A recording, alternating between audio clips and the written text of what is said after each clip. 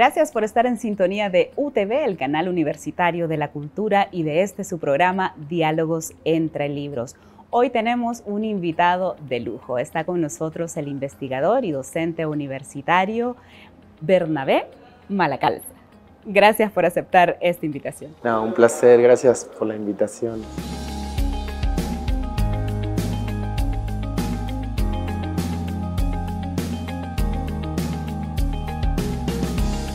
Bernabé, cuéntenos de dónde viene, cuáles son esas raíces. Queremos conocerlo un poco más. Bueno, yo soy de la ciudad de Ensenada, que es la provincia de Buenos Aires en Argentina, es decir, a unos 70 kilómetros de la capital de Buenos Aires. Y trabajo en la Universidad Nacional de Quilmes, también en la misma provincia de Buenos Aires, cercano a la ciudad de La Plata. O sea, mis raíces son de ahí, de provincia, digamos, de Buenos Aires. Ahí estudié Relaciones Internacionales. Luego estudié una maestría en Relaciones Internacionales en la FLACSO, Facultad Latinoamericana de Ciencias Sociales. Seguramente conocen bien porque tiene sede en toda América Latina. Y también me doctoré ahí, en la FLACSO, donde trabajé durante 9 años en la FLACSO Argentina. Eso me permitió involucrarme en proyectos de investigación, de cooperación en América Latina y Caribe, donde participé en Haití, en proyectos de cooperación y de investigación sobre Haití. Fueron los primeros, digamos, pasos en la investigación. Y bueno, posteriormente se fueron amplificando proyectos, siempre enfocados en América Latina, en los países que ofrecen cooperación y los que reciben, los que tienen un rol dual y con visiones de la geopolítica atrás de la cooperación. Un poco esos fueron mis intereses en materia de investigación, y siempre con una mirada social, política y social de los temas de la cooperación. ¿Siempre tuvo muy clara esta rama del comercio internacional, de estas relaciones internacionales? No, realmente no. Uno va haciendo los pasos en la docencia y la investigación guiados. Siempre, o sea, hay docentes, investigadores, para los que hacemos asistencia. Al principio comenzamos así, ¿no? Y fueron mis principales guías en los comienzos. Y fueron ellos, digamos, y esas lecturas que me guiaron a llevarme por estos caminos que hoy recorro ya con una independencia, digamos, con criterios que voy formando en la interacción con colegas, con los alumnos y alumnas. Y eso, digamos, una construcción, ¿no? A lo largo del tiempo, que uno comienza con una incertidumbre siempre, ¿no? Claro. Después, con el tiempo, van llegando algunas certezas, pero no siempre son certezas completas. Y ese camino, ¿no?, de la lectura, que siempre nos va como abriendo ese pensamiento y ese acompañamiento de los libros, sí o sí tiene que estar ahí, ¿no? Sí, creo que, bueno, este trabajo es de mucha paciencia, estudio, o sea, lectura. Nunca termina el estudio, siempre fui estudiante, esa es mi condición. Hoy soy profesor, pero sigo siendo estudiante. Creo que lo que te despierta, lo que te mueve, lo que te inquieta, me gusta esa palabra, inquieta, la inquietud, es ser curioso.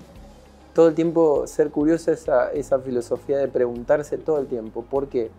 Incluso estar acá, estar en Honduras y preguntarse, ¿por qué? ¿Por qué comen esto? ¿O por qué les gusta esto? ¿O por qué tienen estos gustos, esos intereses? ¿Cómo se relacionan? Siempre estás preguntándote.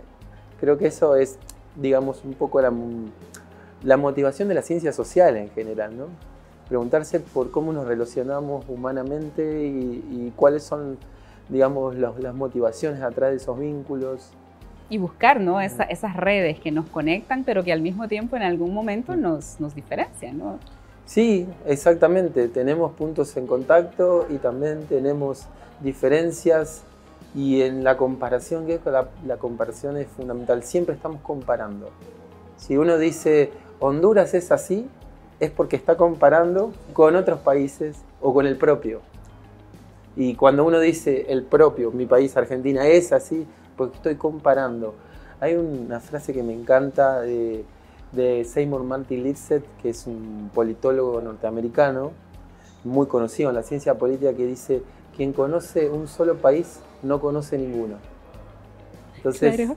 es ese viajar permanente que son las ciencias sociales y las relaciones internacionales mucho más, ¿no? Que muestran que no somos una isla como países, ¿no? Estamos permanentemente comparando con la región y siempre observar que el punto de comparación de partida es la región. Lo más parecido a nosotros son nuestros países vecinos siempre. Y después de ahí ver el mundo. Es decir, siempre ver la región y observar el mundo, ver su propio país. No estar permanentemente viendo otras latitudes sin observar la región. Ese es nuestro punto cardinal. Claro, y al final lo que hablábamos antes de iniciar esta grabación, ¿no? Aprender a conocernos como región y también a buscarle soluciones desde estas realidades que vivimos. Sí, así es. Las soluciones, no hay soluciones a medida a los problemas, a los desafíos del desarrollo económico, social, sostenible ambientalmente también. Esos desafíos que tenemos como países, como sociedad, no se pueden encarar solos. Sí. Necesitamos coordinarnos dentro de nuestras regiones, necesitamos pensar los temas críticamente desde una perspectiva regional. Creo que eso es, digamos, es la variable de futuro, o sea, sin región no hay futuro. Es un punto central para pensarse. Y si regresamos un poco a estos inicios de los que hablábamos al principio del programa, ¿cómo es esa Argentina en la que usted crece? Digamos, hace muchísimos años, digamos, yo nací en dictadura. Nací en dictadura en Argentina. Wow. Era muy pequeño cuando llega la democracia, pero recuerdo muy fuertemente, me movilizó ir a la plaza en Argentina en el año 87, 1987, cuando el primer presidente de la democracia, Raúl Alfonsín, mira, te hablo claro, y ya me estremezco. Cuando salió, porque había un intento de golpe de Estado, y salió a la plaza, y la plaza llena, y dijo: la casa está en orden, no hay sangre. Entonces, me acuerdo, todos salimos a defender la democracia en ese momento, y eso nos marcó a todos. Y nunca más hubo dictadura de ahí. Y cómo no sentir ese retumbar, ¿no? en las venas, esa indignación, al sentir siquiera que esa democracia, aunque sea frágil, aunque sea no tan bien construida, pero al final de cuentas no es una dictadura, y eso a nosotros nos acaba de pasar en el 2009 y no es una cosa tan sencilla de vivir. Sí, Alfonsín decía, ¿no? Era un defensor de los derechos humanos, tuve la oportunidad de conocerlo personalmente también y de intercambiar con él. Él decía que la diferencia entre dictadura y democracia es la diferencia entre la vida y la muerte. O sea, donde hay garantías de los derechos humanos y donde no hay garantías. Y esa es una diferencia central, un contraste abismal. O sea, nos separa un abismo entre la democracia y la dictadura, que es la vida. Totalmente de acuerdo, ¿no? Y en entonces construir de esta cooperación internacional, de estas relaciones que se va dando en su vida, ¿no? Como investigador, ¿cómo le marca este tema de la investigación y de las dictaduras y democracias? Sí. Creo que para investigar hay que apasionarse. Si uno no se apasiona, no puede investigar. O sea, te exige ese líbido permanente la investigación. Y si uno se apasiona por las cosas que cree, por las cosas que realmente tiene convicción, o sea, creo en la democracia, por ejemplo, creo en la región, que tiene que haber una región, que tiene que haber futuro dentro de la región, creo en pensar críticamente, en cuestionar, en interpelar desde la región, y creo también en pensar colectivamente, es decir, construir con la juventud, principalmente con los alumnos estudiantes, y también pensar en nuestra historia, desde nuestra historia. Entonces, todas esas cosas creo que apasionan, y eso hace que hoy uno sigue, ¿no? Porque siempre hay piedras en el camino, ¿no? En efecto, está con nosotros Bernabé Malacalza, investigador y docente. Ya vamos a conocer el motivo por el que él ha pisado tierra hondureña. Ya volvemos.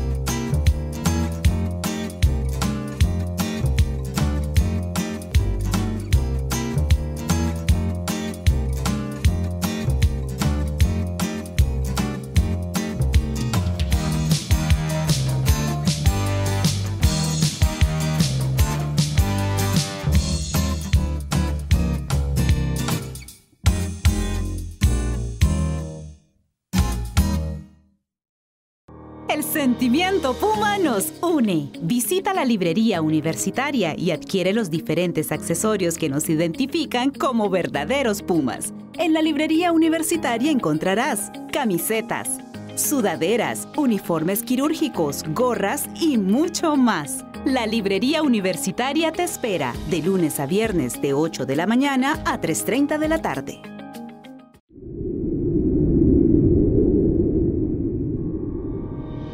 Continuamos conversando con Bernabé. Realmente gracias por aceptar esta invitación y por tener este diálogo con nosotros. Coméntenos cómo surge venir a Honduras y ¿es la primera vez, la segunda? Coméntenos eso.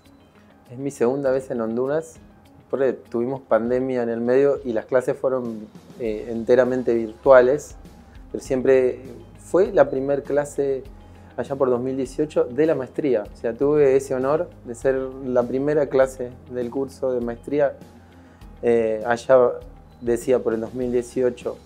La invitación me había llegado en 2015, 2016 y por correo electrónico. Yo ya estaba hace tiempo investigando estos temas, ¿no? Consultándome.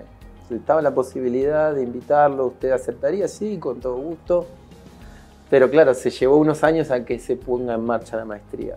Y ahí, de hecho, yo tenía muchas ganas de venir. Insistía, cada año les mandaba un mail. ¿Y cómo va eso? Y hasta que finalmente, bueno, vine en 2018 y ahí empezó, digamos, un contacto permanente con alumnas y alumnos que aprendí muchísimo. Con las autoridades, en un primer momento unas, después cambiaron y muy buena relación de confianza, un vínculo humano muy, muy amigable y eso en ese tiempo, a lo largo del tiempo estuve muy pendiente, digamos, de cómo iba creciendo. Realmente es una maestría muy importante en la región y también Honduras es digamos, un escenario de la cooperación internacional muy interesante que genera mucho interés en los que estudian estos temas y en los que trabajan estos temas. ¿Por qué? Porque aquí, digamos, hay una presencia de la cooperación internacional muy grande, de agencias, organismos multilaterales, ONGs. Es un país de renta media baja dentro de la región, un país que tiene serios desafíos, como todos los países de la región, pero donde históricamente, como decía, hay una presencia importante, digamos. Y esa hace que uno se enriquezca mucho de las experiencias, ¿no?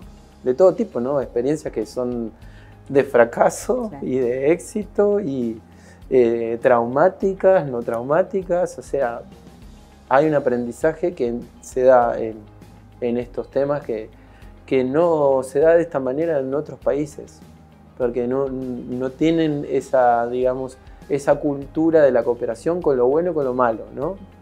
Con las cosas que te generan dependencia y con las cosas que hay proyectos que generan capacidades, que generan autonomía, que liberan espacios para grupos que estaban en situación de vulnerabilidad o que reducen la violencia.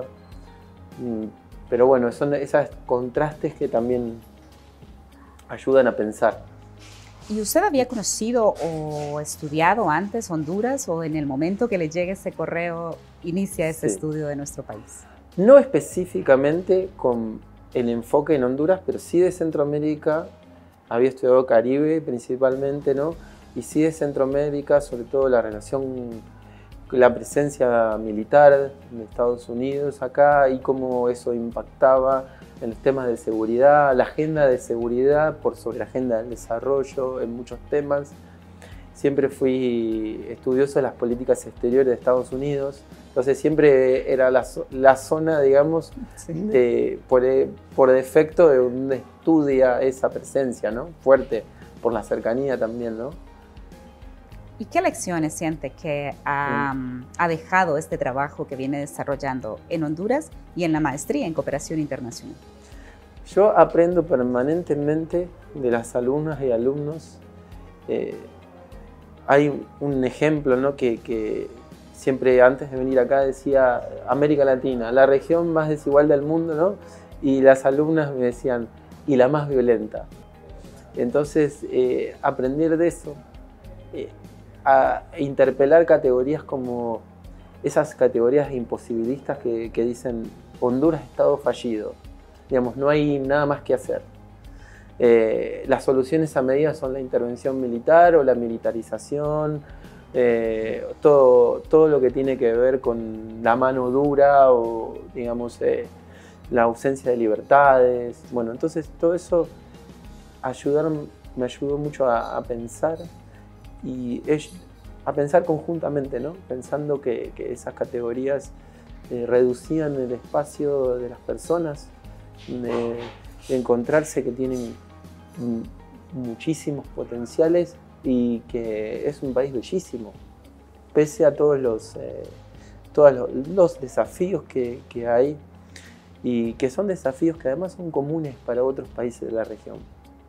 Y pensar eso también es central, ¿no? Para coordinar políticas, para coordinar acciones, para pensarse democráticamente también en la administración de ese conflicto. Entonces, pensar con los parecidos, ¿no? Claro, ¿y cómo nos ve o cómo analiza en este momento usted este desarrollo mundial de comercio donde ya prácticamente cada país se relaciona de manera instantánea, ¿no? A través de un mensaje, de un correo, todo es tan rápido, ¿no?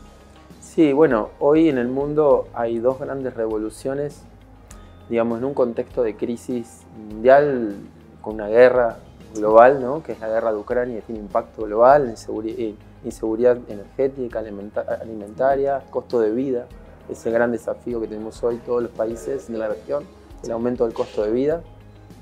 Digo, el fin de mes y el fin del mundo, ¿no? La crisis planetaria, el calentamiento global que impacta aquí en huracanes, inundaciones, en sequía, todo eso impacta en el precio de los alimentos, el costo de vida. Digamos, estamos debatiéndonos entre el fin del mundo y el fin del mes en la región. Y esos desafíos también se dan en el marco de dos grandes revoluciones, que la revolución digital es una de ellas y la otra es la revolución de la globalización financiera, ¿no? De esos intercambios que se dan a través de los smartphones, cadenas de pago, pagamos con los smartphones. Bueno, todo eso tiene un impacto muy fuerte en términos de escala. Hoy los movimientos financieros son 10 veces mayor al Producto Bruto Mundial, o sea, estamos hablando de que el capitalismo cambió. La cara del capitalismo industrial o el capitalismo financiero y digital es otra cara al capitalismo. Hay una revolución tecnológica, pero que es cada vez más concentrada. Son 2 países que concentran el 90% de las patentes de tecnología de inteligencia artificial, Estados Unidos y China. 60% de las plataformas digitales son de esos 2 países. Y el manejo de las tecnologías disruptivas con el Internet de las cosas, las cadenas de bloque, la computación en la nube, tienen un almacenamiento físico en esos países. Entonces, eso nos lleva a una mayor concentración en pocos países y pocas empresas, y una región que digamos que ya no parece periférica en lo que es producción de tecnología, sino marginal. Y eso es un desafío enorme. En tiempos que pensábamos en las relaciones centro-periferia, hoy estamos pensando, digamos, en no caernos del mapa de la geotecnología y de esa batalla. Y pensar eso es fundamentalmente pensar en región, o sea, también pensar en cadenas de valor regionales, pensar en cómo crear la tecnología entre nosotros, qué potencialidades tenemos como países, cómo podemos cooperar sur-sur, cooperación sur-sur. Entonces, son grandes desafíos que nos colocan ahí forzosamente en ese sendero. Bernabé, nosotros tenemos una sección donde solicitamos que nos recomiende un libro a alguien de la comunidad universitaria, y al retorno le pediremos a usted que también nos regale una recomendación.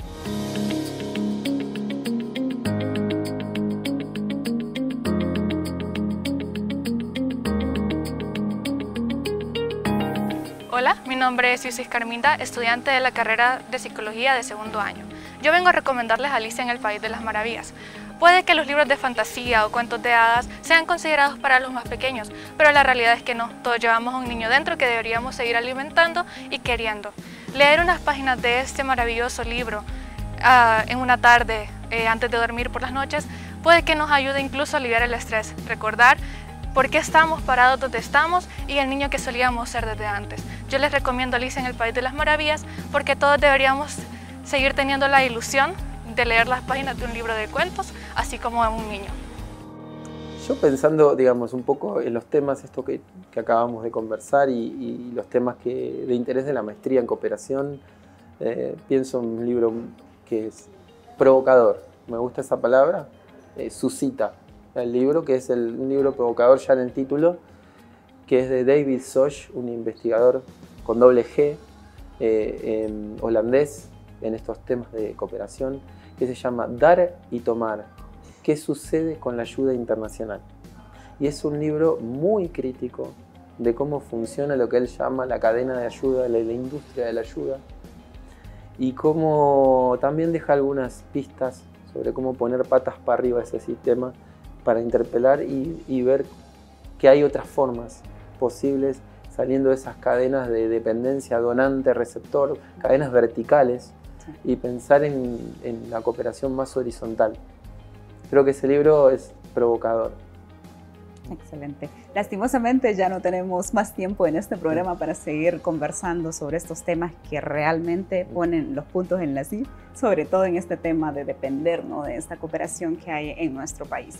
Pero lastimosamente hemos llegado al final del programa. Agradecemos infinitamente esta conversación con nosotros y sí nos gustaría que dejara ese mensaje a esta población que le va a escuchar.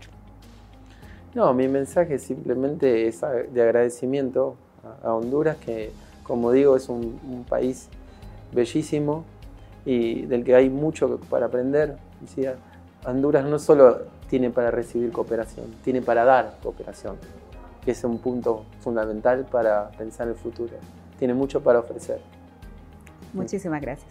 Y a ustedes les invitamos a continuar en sintonía de UTV, el canal universitario de la cultura. Hasta la próxima.